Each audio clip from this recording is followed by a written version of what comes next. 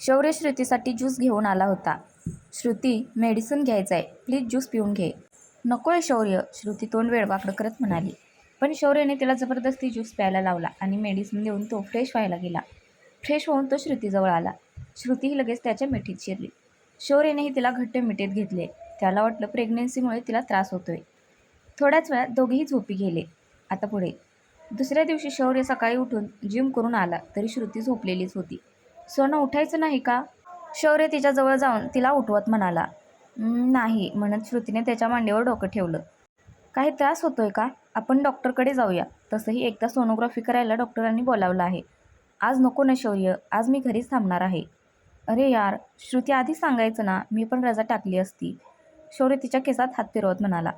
मग आता टाका, मला आणि बेबीला आज तुमच्या मिठीत राहावंसं वाटतंय. श्रुती उलासा चेहरा करत म्हणाली. श्रुती, आज शनिवार आहे आणि आज सरप्राईज टेस्ट आहे मुलांची, सो नाही जमणार. मी लवकर घरी यायचा प्रयत्न करेन. शौर्य खाली झुकला आणि त्याने तिच्या कपाळावर ओठ टेकवले. कालचा प्रसंग काही केला श्रुतीच्या डोक्यातून जात नव्हता. शौर्य फ्रेश व्हायला गेल्यावर तिने प्रसादला फोन करून आज ती येणार नसल्याचे कळवले. शौर्य त्याचा आवरून आला तरी श्रुती अजूनही तशीच अंथरुणात लोळत पडली होती. श्रुती, फ्रेश हो ना, नाश्ता करून घे, रात्रीही काहीच खाल्लं नाही आहेस. शौर्य तिला जवळ घेत म्हणाला. शौर्य, तुम्हीही रात्री काहीच खाल्लं नाही आहे, श्रुती त्याच्या डोळ्यात पाहत म्हणाली. सोना, म्हणून म्हणतोय, मला आता खूप भूक लागली आहे, आवर ना. श्रुतीही असं तुटून फ्रेश व्हायला निघून गेली. दोघेही आवरून खाली आले. नाश्ता करून शौर्य कॉलेजला निघून गेला. श्रुती पुन्हा तिच्या रूममध्ये निघून गेली. तिला बऱ्याच गोष्टीचं प्लॅनिंग करायचं होतं. आज श्रुती पोलीस स्टेशनमध्ये आली नसल्याने निशांत सरांना मनातून आनंद झाला होता. त्यांना वाटत होतं, कितीही केलं तरी श्रुती एक स्त्री आहे, असं ती त्याचं करून करून काय वाकडं करणार आहे. श्रुती, राज्याध्यक्ष, मला इतकं हलक्यात घेऊ नकोस, तुझ्यासाठी मी एकटाच पुरेसा आहे. निशांत सर मनातल्या मनात बडबडत एकटीच हसत होते. शौर्यला अचानक ऑफिसमध्ये एका मीटिंगसाठी जावं लागलं. त्यामुळे श्रुती घरात खूपच वैतागली होती. ती खाली आप्पासाहेब आणि अक्कासाहेबांच्या रूममध्ये गेली. अक्कासाहेब कसलीशी पोथी वाचत होत्या आणि आप्पासाहेब ऐकण्यात मग्न होते. श्रुती जाऊन त्या दोघांच्या मध्ये बसली. श्रुतीला अचानक आलेलं पाहून दोघांनाही काही कळेना. अक्कासाहेबांनी पोथीला नमस्कार केला आणि हातातल्या जपमाळेच्या पाया पडून त्यांनी ते बाजूला ठेवले. तशी श्रुतीने अक्कासाहेबांच्या मांडीवर डोकं टेकवलं आणि ती तिथेच त्यांच्या बेडवर आडवी झाली. काजोल, काय झालं? अप्पासाहेब म्हणाले. काही नाही आप्पा, थोडं अस्वस्थ वाटते.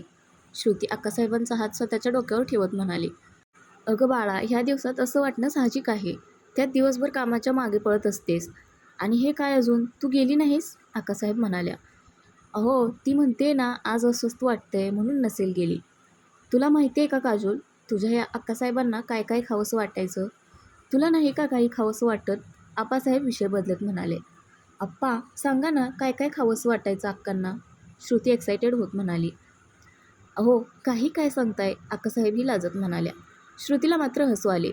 अगं, आमचा काळ तसा वेगळा होता. स्त्रियांना फार घरच्या बाहेर पडायला मुभा नव्हती आणि त्यात एकत्र कुटुंब, त्यामुळे आमचं प्रेम असं चोरून चोरून एकमेकांना पाहणं. बायकोला काही खायला द्यायचं म्हटलं तरी चोरून द्यावं लागायचं. काय सांगता आप्पा? श्रुती एक्सायटेड होत उठून बसली. हो ना, अगं, हे तुझे आप्पा सासूबाईंना कळू नये म्हणून चोरून स्वयंपाकघराच्या खिडकीतून चिंच कैरी आणून द्यायचे. अधिकाच्या वेळी खूप चिंचा खाव्याशा वाटायच्या. पण तेव्हा घरात सांगणार कोणाला? सासूबाई आणि आबा घरात असायचे. त्यात मोठे दीर आणि जाऊबाई, तेही त्यांच्यासारखेच. खूप भीती वाटायची. पण तुझे आप्पा चोरून चोरून माझी सगळी हौस पूर्ण करायचे. बोलताना अक्कासाहेब पुन्हा पदर तोंडाला लावत लाजल्या. हो मग, आमच्या राणीचा हुकूम आणि आम्ही पूर्ण नाही करणार? आप्पाही हसत म्हणाले. इश म्हणत पुन्हा अक्कासाहेब लाजल्या. या वयातही त्या दोघांचं प्रेम पाहून श्रुतीला खूप भारी वाटत होतं. बरं बाळा, तुला काही असं खावंसं नाही का वाटत? आप्पा श्रुतीला म्हणाले. पण मला जे खावंसं वाटतं ते शौर्य खाऊच देत नाहीत. श्रुती तोंड वाकडं करत म्हणाली. अगं, आम्हाला सांग. अक्कासाहेब तिच्या गालावरून हात फिरवत म्हणाल्या. तुम्ही द्याल मला? श्रुती हसत म्हणाली. आप्पा म्हणाले.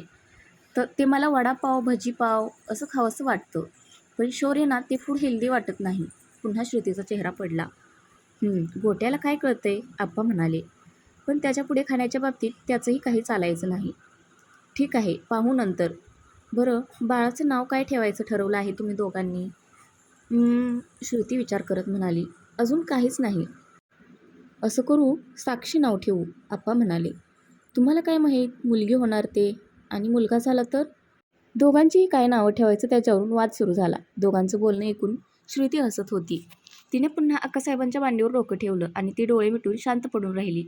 थोड्याच वेळात श्रुतीला झोप लागली. झोपली वाटतं, आप्पा म्हणाले. ही घरात आल्यापासून घर जणू जिवंत झाले, अक्कासाहेब हसत म्हणाल्या. त्यांनी तिच्या अंगावर ब्लँकेट टाकलं आणि दोघेही हळूच तिथून उठून बाहेर हॉलमध्ये गेले. शौर्य त्याची कामावरून घरी आला आणि धावतच वर त्याच्या रूममध्ये गेला. पण श्रुती रूममध्ये नव्हती. पुन्हा धावत तो खाली आला. मॉम, श्रुती कुठे आहे? अरे हो, आहे आमच्या रूममध्ये झोपली आहे, आप्पा म्हणाले. का? म्हणजे तिची तब्येत ठीक आहे ना? शौर्यला तिची काळजी लागली होती. कारण तो बराच वेळ तिला फोन करत होता. ती फोन उचलत नव्हती. त्याने पोलीस स्टेशनमध्ये प्रसादला फोन करून विचारलं तर ती आज आलीच नाही म्हणून तो लागलीच ऑफिसमधून घरी आला होता. अरे करू दे आराम, तू फ्रेश होऊन ये, मी तिला उठवते, कावेरीबाई हसत म्हणाल्या. शौर्यही फ्रेश होऊन आला. तोपर्यंत श्रुतीही उठून आप्पासाहेबांच्या रूममधून फ्रेश होऊन आली होती. वाव मॉम, कसला वास येतोय? श्रुती नाकात सुगंध भरून घेत होती. बस कळेलच, कावेरीबाई म्हणाल्या. श्रुती आणि सगळे जेवणाची वेळ झाल्यामुळे जेवणाच्या टेबलजवळ जमा झाले. मॉम, खूप भूक लागली आहे, लवकर, श्रुती उलसं तोंड करत म्हणाली. इतक्यात रमाई तिच्यासाठी गरम गरम वडापाव घेऊन आली आणि तिने ते श्रुतीसमोर ठेवले. ओह, श्रुती वडापाव बघून खूपच खुश झाली. Maugham, this is not healthy for her and baby, शौर्य वडापाव बघून म्हणाला. गप रे गोट्या, गरोदर बाईला जे आवडतं ते खाऊ घालावं. ह्या दिवसात तिला जे खावंसं वाटतं ते तिच्यासाठी आणि बाळासाठी हेल्दी असतं. आप्पासाहेब, श्रुतीने शौर्याला जीभ काढून वाकडं दाखवलं आणि पटकन वडापाव खायला सुरुवात केली. या Ramai, you are so sweet, Shruti खात रमाईला फ्लाइंग किस देत म्हणाली. मला नका म्हणू, आप्पांना म्हणा, त्यांनी सांगितलं म्हणून बनवलं मी. घरात बनवलेलं सगळं हेल्दी असतं, आप्पा म्हणाले. मग मला पण, शौर्य श्रुतीच्या प्लेटमध्ये हात घालत म्हणाला. पण श्रुतीने लगेच प्लेट उचलून बाजूला केली. नो शौर्य, ते हेल्दी नाही आहे आणि ते माझ्यासाठी आहे. आता श्रुती आणि शौर्यची वडापाववरून नोकझोक सुरू झाली आणि दोघांची मस्ती पाहून घरात सगळेच हसत होते. श्रुती काही शौर्याला वडापाव देत नव्हती, त्यामुळे शौर्यने तोंड वाकडं केलं. मग हसत श्रुतीने त्याच्यासमोर वडापाव धरला आणि त्याला भरवला. दोघांचं प्रेम पाहून घरात सगळे समाधानी होते. जेवणे उरकत आली होती. तो श्रुतीचा फोन वाजला. वसंतरावांचा फोन होता. हॅलो बाबा, कसा आहेस? श्रुती फोन रिसीव्ह करून म्हणाली. मी ठीक आहे, पण तुला आत्ता घरी यायला जमेल का? म्हणजे जावई बापूंनाही घेऊन ये. बाबा, सगळं ठीक आहे ना? श्रुती काळजीत म्हणाली. हो, तू ये तर, पलीकडून वसंतराव म्हणाले. हो येते, श्रुती फोन कट करत म्हणाली. शौर्य, बाबाने आत्ता घरी बोलावले. मॉम, डॅड, आम्ही जाऊ का? श्रुतीने अधिकरावांना विचारलं. अहो, काहीतरी महत्त्वाचं असेल, त्याशिवाय इतक्यात उशिरा वसंतराव फोन करणार नाहीत, आप्पासाहेब म्हणाले. तशी श्रुती आणि शौर्य त्यांचा आवरून श्रुतीच्या माहेर गेले. गाडी घराजवळ जाताच श्रुती धावतच आत घरात गेली आणि काळजीने शौर्यही तिच्या मागे गेला. बाबा, इतकं अर्जंट बोलावलं? श्रुती काळजीने वसंतरावांकडे पाहत म्हणाली. अगं हो, श्वास घे, वसंतराव तिच्या डोक्यावर हात ठेवत म्हणाले. इतक्या श्रुतीचं लक्ष तिच्या मोठ्या बहिणीकडे शिवांगीकडे गेलं, जी ढसाढसा रडत होती. दी, तू कधी आलीस? म्हणजे जीजने तुला इकडे यायची परमिशन कशी दिली? श्रुती तिच्याजवळ जात म्हणाली. काही विचारू नकोस, आल्यापासून नुसती रडते, कौसल्याबाई म्हणाल्या. काय झालं दी? जीजचं आणि तुझं भांडण झालं का? तुझ्या जीजला भांडता येतं का? कायम आई आई आणि आई आई, बायकोची कोणतीच गोष्ट त्याला ऐकायची नसते. श्रुतीने वैतागून शौर्याकडे पाहिलं. शौर्याने मानेनेच तिला शांतपणे हँडल कर म्हणून खुणावले. इतक्यात छोटीशी नेत्रा आली आणि श्रुतीला माऊ म्हणून हाक मारत श्रुतीसमोर येऊन उभी राहिली. हे पिल्लू, कशी आहेस तू? श्रुतीने तिला उचलून घ्यायला गेली, पण शौर्य पटकन पुढे आला आणि त्याने नेत्राला उचलून वर डायनिंग टेबलवर बसवले. नेत्रा चिप्स खात होती. श्रुतीच्या भावाने अजून 2-3 पॅकेट्स तिच्यासमोर ठेवले. शिवांगीसोबत बोलत बोलत श्रुतीनेही चिप्सचं पॅकेट फोडून खायला सुरुवात केली. शिवांगीच्या बोलण्यातून फक्त तिचा नवरा आणि सासू तिला कसे टॉर्चर करतात तेच फक्त ती सांगत होती. श्रुती मात्र एक एक करून चिप्सचे पॅकेट संपवत होती. नेत्रा फक्त तिला पाहत होती, कारण श्रुतीने तिचे चिप्सचे पॅकेट संपवले होते आणि आता ती कोणत्याही क्षणी रडण्याच्या मोडमध्ये होती. श्रुती, इनफ, शौर्य तिच्या हातातलं चिप्सचं पॅकेट काढत म्हणाला. बघितलंच ती, माझा नवरा पण मला टॉर्चर करतो, श्रुती तोंड वाकडं करत म्हणाली. सोना, शौर्य श्रुतीकडे आश्चर्याने पाहत म्हणाला. शौर्य, श्रुती उलसं तोंड करत म्हणाली. मग चिप्स खाऊ देत नाही, वडापाव भजीपाव खाऊ देत नाही, किती टॉर्चर करता शौर्य तुम्ही मला. विषय काय आणि श्रुती बोलत काय होती, सगळ्यांनी डोक्याला हात मारून घेतला. श्रुतीच्या बोलण्याने शिवांगी जाम चिडली होती. ती उठून सरळ तिच्या रूममध्ये गेली आणि तिने दरवाजा बंद करून घेतला. आणि इकडे नेत्रानेही भोकाड पसरलं होतं. श्रुतीने तिचे चिप्स जे संपवले होते. बाबा, तुला समजावून सांगता नाही येत का रे तिला? किती क्षुल्लक कारण आहे हे, श्रुती वैतागत म्हणाली. अगं पण ती आमच्याशी बोलायलाच तयार नव्हती. पोलीस कंप्लेंट करायचं म्हणत होती. म्हणून मग तुला फोन केला. पोलीस कंप्लेंट करण्यासारखं यात काहीच नाही आहे. मी तिला सांगते समजावून. शौर्य, मी आजचे दिवस इथे राहू? श्रुती शौर्यजवळ जात लाडीतपणे बोलली. नो नो श्रुती, मला तुझ्याशिवाय झोप येत नाही आहे. माहिती आहे तुला. उद्या सुट्टी आहे तशी पण. तू उद्या अख्खा दिवस इथे थांब. मला काहीच प्रॉब्लेम नाही, पण आत्ता नाही.